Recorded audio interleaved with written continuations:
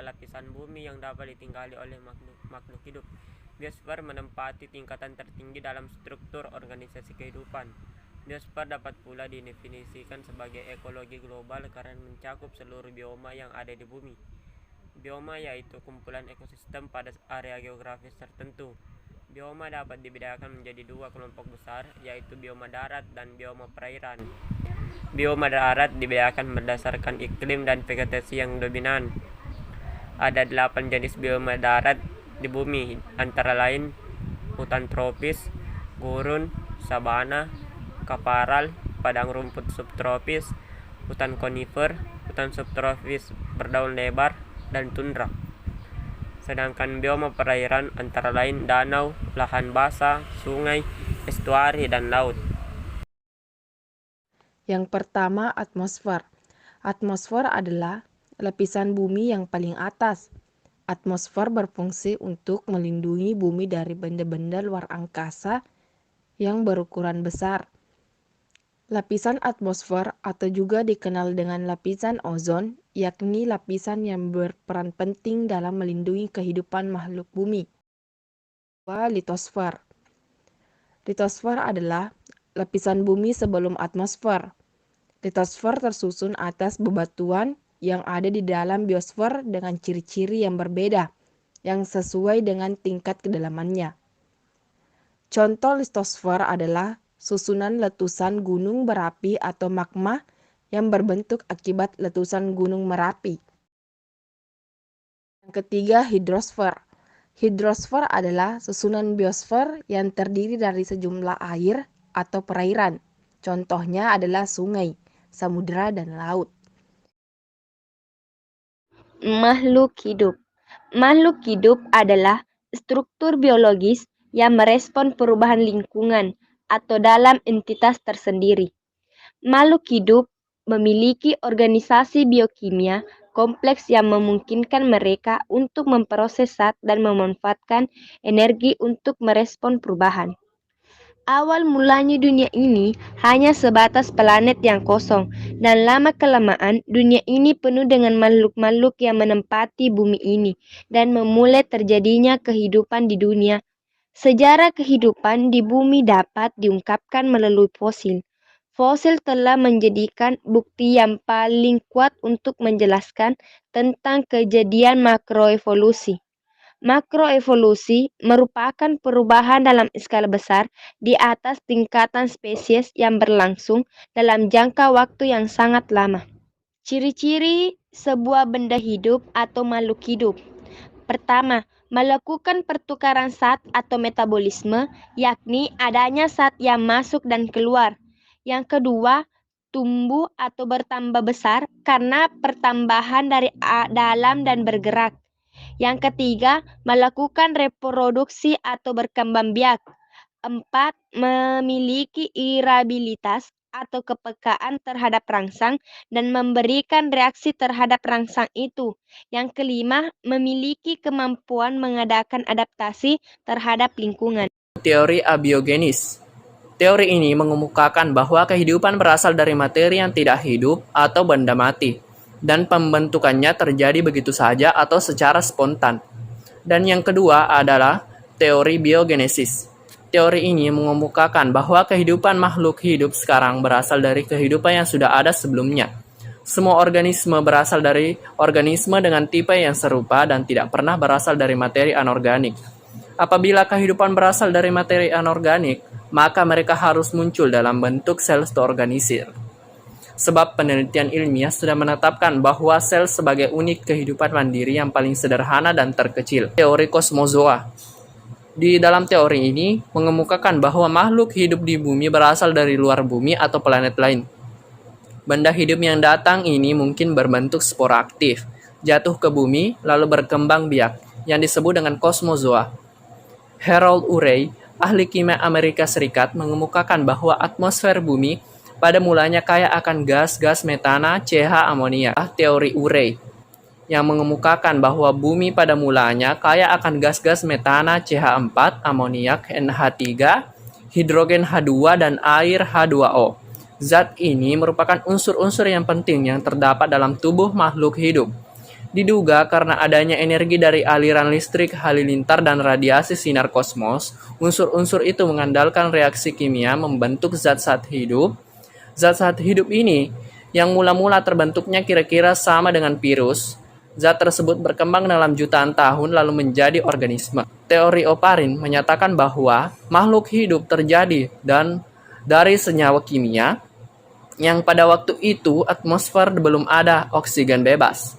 Pendapat ini didukung oleh Haldane yang berpendapat bahwa makhluk hidup terjadi dari hasil reaksi kimia antara molekul-molekul dalam lautan yang panas karena lautan suhunya tinggi, sehingga energinya dapat digunakan untuk berlangsungnya reaksi kimia. Teori evolusi. Teori evolusi merupakan sebuah teori yang membahas mengenai perubahan atau perkembangan makhluk hidup, asal-usulnya, serta keterkaitan genetiknya antar satu makhluk hidup dengan yang lainnya. Dalam teori evolusi, perubahan atau perkembangan makhluk hidup terjadi karena kombinasinya 3 proses utama, yaitu privasi, reproduksi, dan seleksi alam. Beberapa ahli mendefinisikan teori evolusi sebagai berikut. Anaximander berpendapat bahwa asal mula kehidupan di bumi adalah lautan. Maka dari itu, semua makhluk hidup yang ada di bumi, termasuk manusia, pada awalnya adalah ikan. George Louis Lerloch percaya bahwa bumi sudah berusia sangat tua, lebih dari 7.000 tahun. Oleh karena itu, ia berpendapat bahwa makhluk hidup sudah ada berkembang selama masa usia bumi. Berdasarkan pergerakan migrasinya, James Baptiste Lamarck, ia menganggap bahwa bagian tubuh yang terus-menerus dipakai makhluk hidup dalam menghadapi lingkungan tertentu akan menjadi lebih besar dan lebih kuat dibandingkan anggota tubuh yang jarang digunakan. Sementara anggota tubuh yang jarang digunakan akan mengalami kemunduran. Charles Robert Darwin berpendapat bahwa evolusi terjadi melalui proses seleksi alam, hanya makhluk hidup yang menyesuaikan diri dengan alam yang bertahan hidup. Tahap perkembangan teori evolusi dibedakan menjadi 3, yaitu yang pertama adalah masa pra-Darwin. Masa ini dibagi menjadi 2, yaitu masa fiksisme dan juga masa adaptasi dan transformasi. Kemudian yang kedua adalah masa Darwin. Masa yang kedua ini sama seperti masa yang sebelumnya, yaitu terbagi juga menjadi 2 bagian, itu masa seleksi alam dan juga masa teori genetika. Kemudian yang ketiga adalah masa pasca Darwin. Pada masa ini, masyarakat ilmiah lebih komunikatif dibandingkan pada masa sebelumnya, sehingga para ahli bisa melihat keterkaitan antara ilmu satu dengan ilmu yang lainnya. Geografi kehidupan. Di dalam bumi ini terdapat bermacam jenis makhluk hidup yang berbeda-beda. Namun terkadang kita melihat adanya kesamaan antara makhluk hidup pada suatu wilayah dengan wilayah lain. Hal ini dikarenakan adanya faktor penyebaran makhluk hidup. Ada 2 faktor penyebaran makhluk hidup, yaitu yang pertama faktor biotik. Aktivitas manusia. Aktivitas manusia sangatlah berpengaruh terhadap penyebaran makhluk hidup. Contohnya apabila kita menebang pohon, maka flora pun lama-kelamaan akan habis. Dengan habisnya flora, maka tidak ada lagi makanan untuk para fauna. Dan para fauna pun mencari wilayah di mana masih terdapat bahan makanan untuk mereka. Flora dan fauna. Hewan memiliki peranan terhadap tumbuhan, contohnya membantu dalam proses penyerbukan. Hal ini biasanya dilakukan oleh lebah, kupu-kupu, dan lain-lain. Selain hewan, tumbuhan pun juga berperan dalam menyuburkan tanah. Tanah yang subur memungkinkan terjadinya perkembangan kehidupan tumbuh-tumbuhan, serta dapat mempengaruhi kehidupan faunanya. B. Faktor abiotik. Yang pertama, iklim. Faktor iklim seperti suhu, kelembapan udara, angin, dan lain-lain juga sangat berpengaruh terhadap penyebaran makhluk hidup. Faktor suhu dan kelembapan sangat berpengaruh bagi perkembangan fisik tumbuhan, sedangkan matahari sangat berperan dalam proses fotosintesis. Yang kedua, keadaan tanah. Perbedaan jenis tanah, mulai dari tekstur hingga zat mineral yang terkandung di dalamnya, dapat mempengaruhi berbagai jenis tanaman yang tumbuh. Yang ketiga, air. Air memiliki peranan penting bagi tumbuhan. yaitu dapat melarutkan dan membawa makanan yang diperlukan bagi tumbuhan dari dalam tanah. Yang keempat, tinggi rendah permukaan bumi. Permukaan bumi terdiri dari berbagai macam relief, seperti daerah pegunungan, pantai, dataran rendah, dan perbukitan. Perbedaan tinggi rendah permukaan bumi mengakibatkan adanya variasi suhu udara. Variasi suhu udara tersebut yang mempengaruhi keanekaragaman tumbuhan. Semakin tinggi suatu daerah, semakin dingin suhu udara di daerah tersebut, dan begitu pula sebaliknya.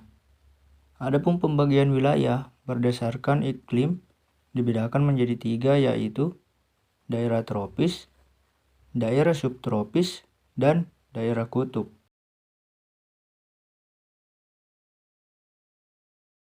Pembagian wilayah untuk penyebaran binatang. Menurut Alfred Russel Wallace, penyebaran hewan di bumi dapat dikelompokkan menjadi 6 daerah, yaitu 1. Wilayah Etiopian. Kedua, wilayah Paleartik. Yang ketiga, wilayah Nearktik. Keempat, wilayah Neotropikal. Yang kelima, wilayah Oriental. Dan yang terakhir yaitu yang keenam, wilayah Australia.